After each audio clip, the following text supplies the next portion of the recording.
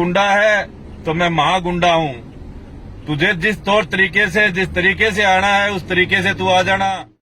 तेरी उल्टी गिनती शुरू हो गई है और आज कि अब तू माड़ियों में घुस के दिखा देना। तेरे कपड़े नहीं फाड़ दे माड़ी समाज तो मेरा नाम भी संदीप सैनी नहीं है।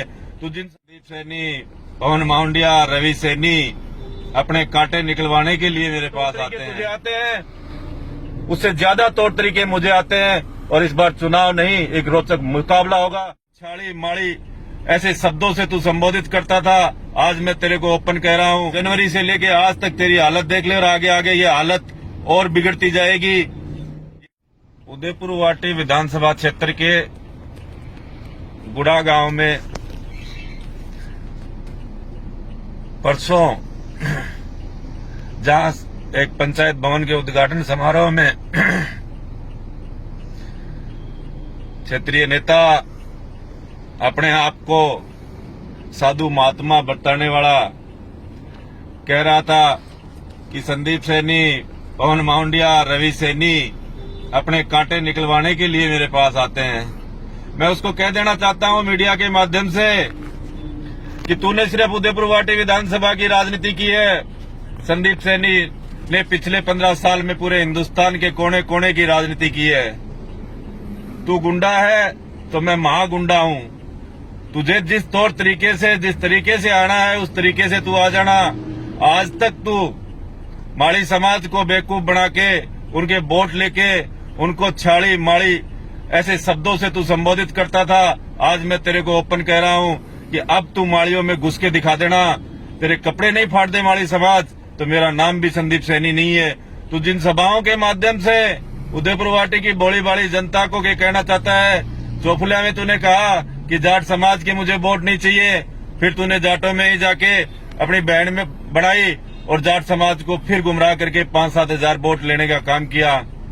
गुर्जर समाज की बहन मायावती को तूने जेल भेजा। वो गुर्जर समाज कभी जिंदगी में नहीं भूलेगा। उस निर्दोष माया गुजर का कोई दोष नहीं था जिसको तूने जेल भेज दिया। ऐसी में बहन मायावती ने तुझे ऊपर 2 बार उपकार किए। उस उपकार का बदला तूने ये दिया कि बहन मायावती को राजस्थान की विधानसभा के अंदर तूने अपशब्दों का प्रयोग करते हुए बहन मायावती को तूने ललकारा। तो ऐसी समाज भी तुझे कभी माफ नहीं करेगा।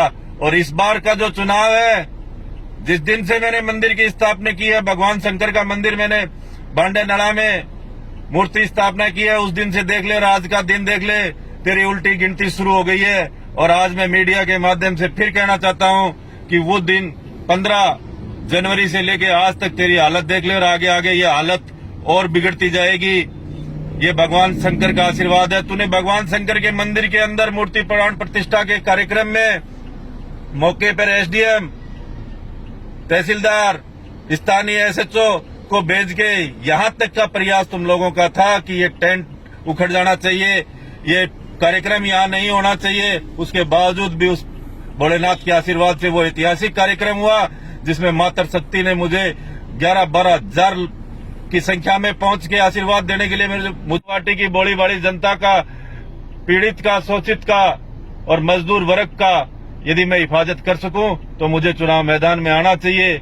मैंने बिहार, बंगाल, महाराष्ट्र की भी राजनीति की है, पर इस बार उदयपुर वाटी की दशा और दिशा चेंज करने के लिए मैं चुनाव लड़ रहा हूं। और चुनाव उसी मजबूती से लड़ूंगा जिस मजबूती से मैंने बिहार में चुनाव लड़ा है, जिस मजबूती से मैंने यूपी में चुनाव लड़ा है, उसी मजबूती से इस बार उदयपुर वाटी विधानसभा से चुनाव लड़ूंगा।